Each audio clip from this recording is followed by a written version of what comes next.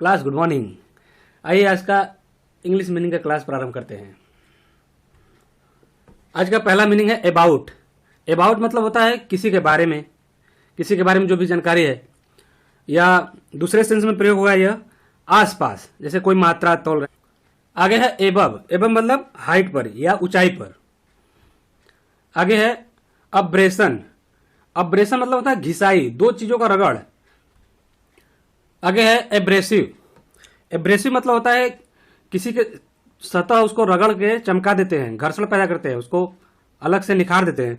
और इसका दूसरे सेंस में प्रयोग होता है दूसरे के भावनाओं को ठेस पहुंचाना, यानी ऐसा कटु व्यवहार करना, कठोर व्यवहार करना जिससे कोई आहत हो जाए। चलते हैं आगे। एब्रेस्ट। एब्रेस्ट मतलब एक ही दिशा में, एक ही दिशा में हो, अगल बगल। जैसे तेजी से बाइक चलाते जा रहे हैं, दो भाई दोनों बराबर गति में जा रहे हैं और एक ही दिशा में जा रहे हैं, विपरीत दिशा में न हो। एब्रिज। एब्रिज मतलब संक्षिप्त करना। अरे उसको ट्रेलर समझ लीजिए, जैसे ट्रेलर आता है ना पिक्चर का, तो उसका मुख्य मुख्य चीज काट छाट के पहले ही दर्शकों को बताया जाता है, ताकि ये इसके अंदर इस तरह से कंटेंट है, इसके रिगार्डिंग है, इसलिए पूरा देखते हैं। मतलब किसी भी कहानी या तथ्य का छोटा रूप, संक्षिप्त रूप। चलते हैं आगे। एब्रॉड। एब्रॉड मतलब घर से दूर या विदेश में। अब्रप्ट। अब्रप्ट मतलब आकस्मिक या अप्रत्याशित, जिसकी अपेक्षा न की जा रही हो। जैसे मान लीजिए कोई लड़का लाइन मार रहा है, कई दिन से परेशान है, और घूम के दे दिए एक चाटा, तो उसको अपेक्षा नहीं था कि इतना जल्दी कुटा जाएगा, यानी अचानक वो घटना घट गया। आगे है अवशेष। अवशेष। अवशेष मतलब होता है फोड़ा, शरीर में कहीं फोड़ा हो जाता है जहां मवाज भर जाता है, और इसको अवशेष कहते हैं। बैलेड। बैलेड मतलब गाथा या तो कथात्मक गीत, जैसे वो गीत जिसमें कहानी हो, कहानी के रूप में बताया जाए। जैसे लोरिका वोरिका गाते हैं ना, तो उसको बैलेड बोलेंगे, क्योंकि उस गीत में कहानी के जो है उसको गीत के रूप में प्रस्तुत किया गया, या ऐसे कविता भी होता है। चलते हैं आगे।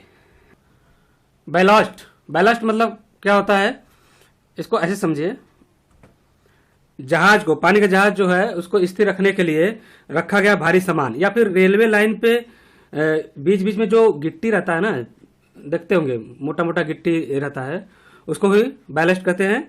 या फिर सड़क पे जो रोरी बजरी ये सब रोड़ी गिट्टी वगैरह डाल लेते हैं ना, उसको भी बैलेस्ट कहते हैं। आगे है बैलरीना। बैलरीना मतलब नर्तकी या नाचने वाली, नृत्यांगना जिसको बोलते हैं। आगे है बैले। यहां देखिए BALLET है, मगर टी तो लिखा जाता है मगर पढ़ा नहीं जाता, यानी टी साइलेंट है। तो बैले मतलब क्या होता है, नृत्यांगना, वो नाच जिसमें न संगीत हो और न ही किसी तरह का वार्तालाप हो, यानी म्यूजिक बजता रहे और नाचते रहो। बैलिस्टिक। बैलिस्टिक मतलब अस्त्र विज्ञान, और वो भी कौन सा अस्त्र विज्ञान, हवा में दागे जाने वाले अस्त्रों के संबंध में जो ज्ञान प्राप्त करते हैं उसे बैलिस्टिक कहते हैं। चलते हैं आगे। बैलून सभी जानता है, गुब्बारा। नेक्स्ट देखते हैं बैलट। बैलट मतलब गुप्त मतदान होता है, बोलते हैं ना बैलट पेपर, तो यही है बैलट, गुप्त मतदान। आगे है बाम। BALM। बाम मतलब सुगंधित मलहम। बम्बू मतलब बांस होता है। बनाल। बनाल मतलब सामान्य या साधारण। कैंसर एक खतरनाक बीमारी है, और इसका एक और सेंस में प्रयोग करते हैं, खतरनाक बुराई के बारे में भी इसका प्रयोग करते हैं, जो एक बार लग गया तो आदमी को निपटा ही देगा। चलते हैं आगे। कैंडिड। कैंडिड मतलब होता है सरल या स्पष्ट, यानी उसमें कोई झालमेल नहीं है, कोई झोल झपाटा नहीं है, एकदम सरल आदमी, सिंपल, स्पष्ट और सरल। कैंडिड। कैंडिडेट यानी आप सभी लोग कैंडिडेट तो हैं, अगर तैयारी कर रहे हैं, कहीं भी हैं किसी चीज के लिए, किसी पद को पाने के लिए, प्रतियोगी परीक्षा में भाग लेने वाला व्यक्ति क्या है, कैंडिडेट है, उम्मीदवार है। कैंडल। कैंडल डिनर करते हैं आजकल लोग भाई। कैंडल मतलब मोमबत्ती होता है। कैंडर मतलब होता है जिसके मन में कोई कपट न हो, स्पष्टवादी, एकदम सिंपल स्वभाव, कोई ताम झाम नहीं उसके विचार में, सरल व्यक्ति। अब देखिए आ गया candy. Candy crash game mobile में बड़ा तेज लोग खेलते हैं, अब धीरे धीरे तो गेमिंग का बहुत ज़्यादा फंक्शन आ गया। तो कैंडी मतलब होता है मिठाई या तो चॉकलेट। केन, केन देखिए बेत के रूप में प्रयोग होता है, वो पुलिस वाले लेते हैं ना। कैन से मतलब है बेत, डंडी, छड़ी। कनिस्टर, कनिस्टर इसका मतलब होता है टीन का पीपा। देखते हैं ना, टीना टीना सरसों का तेल भर के आता है, मतलब एक कनिस्टर तेल लेते आइए, ये है कनिस्टर। कैंकर, भाई कैंकर मतलब एक रोग है जो कि पौधों में भी होता है और कुत्तों में, विशेषकर पशुओं में, कुत्तों और बिल्लियों में होता है, जो उनके शरीर पर चकत्ता चकत्ता हो जाता है। देखते हैं ना, खुजली वाला कुत्ता दिखता है तो उसको जो रोगवा होता है ना, उसको कैंकर बोलते हैं। डार्क मतलब होता है अंधेरा। डार्क का दूसरे सेंस में प्रयोग कैसे कर सकते हैं, सोचिए, कमेंट बॉक्स में कुछ बताइएगा। डार्क मतलब अंधेरा होता है, किसी बात के बारे, किसी विषय के बारे में जानकारी ना हो तो एकदम डार्कनेस है। किसी जगह के बारे में कुछ भी जानकारी नहीं हो, आपसे पूछा जाए तो क्या बताएंगे, नथिंग। चलते हैं आगे। डार्कन मतलब अंधेरा करना। जब बिजली को बढ़िया जल रहा है और जाके कोई मेन स्विच दबा दिया, क्या हो गया, डार्कन हो गया, अंधेरा हो गया। या मुंह अपना काला कर लिया, रंग पर पोत के आ गया, क्या डार्कन हो गया। डार्न, डार्न देखिए क्या रफू करते हैं, जैसे कपड़ा फट जाता है ना, पैंट वैंट जींस गए और कहीं गिर गए बाइक से, फट गया तो नया जींस है, कहाँ से देंगे, घर वाला मार के भगा देगा ना। मतलब अब ये दिलाए थे तुझे, बार बार कपड़ा दिलाए, तो उसको क्या करते हैं, रफू जाके करा लेते हैं। तो जो रफू कराते हैं उसको डार्न बोलते हैं। डैश, डैश देखिए कई चीजों में प्रयोग होता है। पहले दबा के किसी को मार देना, घुसा वार कर देना, उस पर घुसा मारना, डैश हो गया। कस कर फेंक देना, तो ढकेल वकेल देना, फेंक देना, कुछ भी कस के फेंक देना। और तीसरा देखते हैं इसका, कुछ सामान ले जा रहे हैं उसको झपट लेना, जबरदस्ती कोई झपट लिया, वो भी डैश वहां भी प्रयोग होगा। या तो तालाब वाला में जोर से पत्थर नहीं फेंकते हैं, ईटा उटा फेंक देते हैं तो छपाक दे जो आवाज आता है, उसे भी डैश कहते हैं। चलते हैं आगे। डैशबोर्ड मतलब ड्राइवर के सामने एक बोर्ड होता है जिसमें अनेक प्रकार के स्विच लगे होते हैं, उसे डैशबोर्ड बोलते हैं। चलते हैं आगे। डेटा मतलब ज्ञान, किसी के बारे में जितना ज्यादा ज्ञान, जैसे गांधी जी है, उनके बारे में जितना ज्यादा डेटा आप कलेक्ट कर लीजिए तो उनके बारे में जितना ज्ञान अर्जन कर लीजिए। कंप्यूटर में डेटा सेव करते हैं महत्वपूर्ण चीजों का। चलते हैं आगे।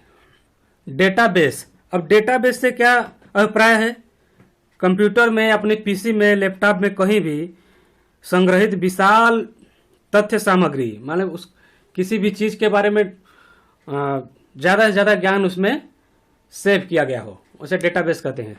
चलते हैं आगे। डेट, डेट तो सभी लोग जानता है, जब भी छोटा सा बच्चा भी स्कूल पढ़ने जाता है तो पहले ब्लैक बोर्ड, अब तो व्हाइट बोर्ड हो रहा है, ब्लैक बोर्ड पे किनारे में लिख दिया जाता है फलाना डेट आज है। और डेट मतलब खजूर भी होता है। इकोनॉमी, अर्थशास्त्र। आगे है एक्जिमा, एक्जिमा मतलब होता है चर्म रोग, जो शरीर पे सफेद सफेद छिट्टे छिट्टे हो जाते हैं, कभी कभी पूरा बढ़ते बढ़ते पूरा शरीर ही व्हाइट हो जाता है, तो उसे क्या बोलते हैं, एक्जिमा, चर्म रोग। एडी मतलब क्या होता है, भंवर होता है, जैसे बवंडर बोलते हैं ना, उत्तर भारत में बवंडर बोलते हैं। हवा आया गोल गोल घूमने लगा, अगल बगल का धूल कण सब उसमें गोलिया गया, कूड़ा कचरा सब ऊपर उठते हुए चला गया। वैसे ये कहाँ कहाँ होता है भंवर, वायु में होता है, धूल में और जल में भी होता है। जल में देखिए कहीं जलाशय है, वहां से पानी खोल रहे हैं, उसका नीचे से फाटक उठा दिए तो जो पानी जल्दी से जाने में वो पूरा भंवर होकर घूमता रहता है, तो उस भंवर को ही एडी बोलते हैं।